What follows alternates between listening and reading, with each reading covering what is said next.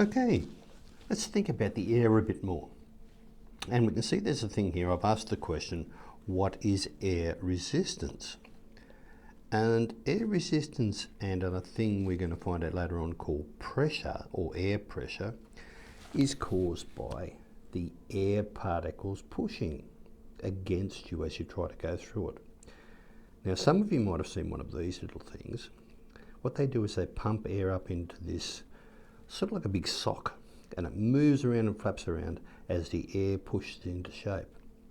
And as we know, the air doesn't seem much, does it? But the particles must be enough to be able to push it around. So there must be a force there, mustn't there? How big's the force? Well, I always love things like this. When I see pictures of people either putting their heads outside the windows or putting it inside a stream of air, we see that air is strong enough to move their face around. This little fella is had his face moved around by air. It's not touching this at all, but the air that's coming out of it is strong enough to be able to move the atoms in his face and move them around. So why don't we feel too much when we're walking through the air? Well, we're rather lucky because the atoms in air are spread out. And that means there's lots of holes there between them. And we just move through those holes more than we do move through the atoms themselves, or the gaps between the atoms, if you like. We move through that rather than simply bump into atoms all the time. Excuse me, if you think about that, that's like if we try to put our hand through a table.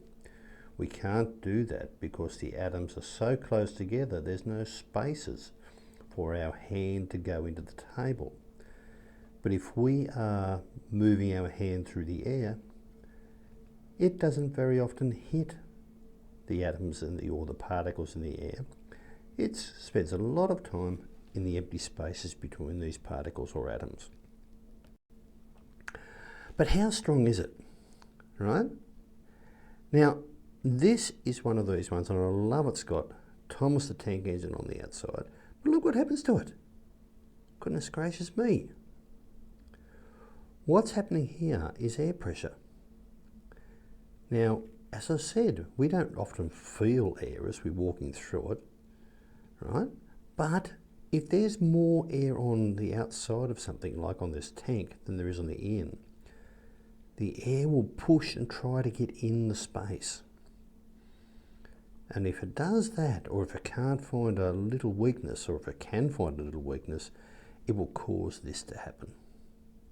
So it's strong enough to take a metal, a steel container, and cause it to crumple like that. So it's quite a big force at times, isn't it? But the good thing about air pressure, it helps us breathe. Because when we think about it, sometimes there's less air in our lungs than there is outside. So what happens? The air moves in to fill up that space. And so that makes breathing so much easier.